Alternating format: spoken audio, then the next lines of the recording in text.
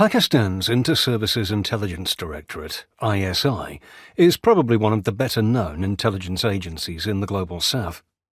Its role became particularly significant on the world stage after the Soviet invasion of Afghanistan in 1979, which ushered in a new period of violent strategic politics in the region once at the heart of the great game between colonial Britain and Russia.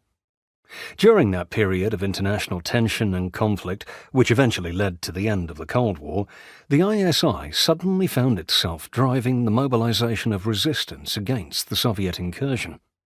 As far as the history books can tell us, the agency was hugely successful in this endeavor through a strategy of standing up and coordinating the Mujahideen organization. Since this time, whether by design or accident, the ISI has cloaked itself in an almost mythical status of brutal effectiveness.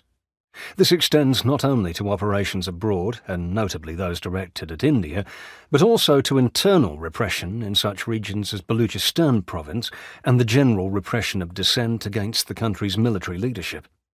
Like all covert agencies, there is perhaps merit in developing an opaque aura of greatness that may well belie more modest capabilities in reality. At the same time, in the West especially, the agency has also taken on a reputation of duplicity and raw Machiavellianism, in which the usefulness of its effectiveness as an intelligence partner has to be balanced with a sometimes distinct lack of trust. In this book, I look at the development of the ISI from the birth of Pakistan in August 1947 to the reinstatement of the Taliban in Afghanistan in 2021. As far as possible, I attempt to scratch below the surface of myth and hyperbole to establish as true a picture of this particular intelligence agency as can be found. This, of course, is a complex challenge, perhaps especially so in the South Asian information environment in which myth and conspiracy theories are virulent elements of daily discourse.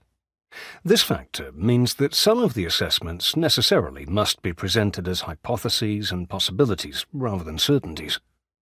Probably the most pivotal recent event in which such a consideration applies is the question of whether the ISI was fully aware that Osama bin Laden had been living in Pakistan, and indeed under the nose of an army base in the north of the country, before the United States undertook a unilateral operation to neutralize him in May 2011.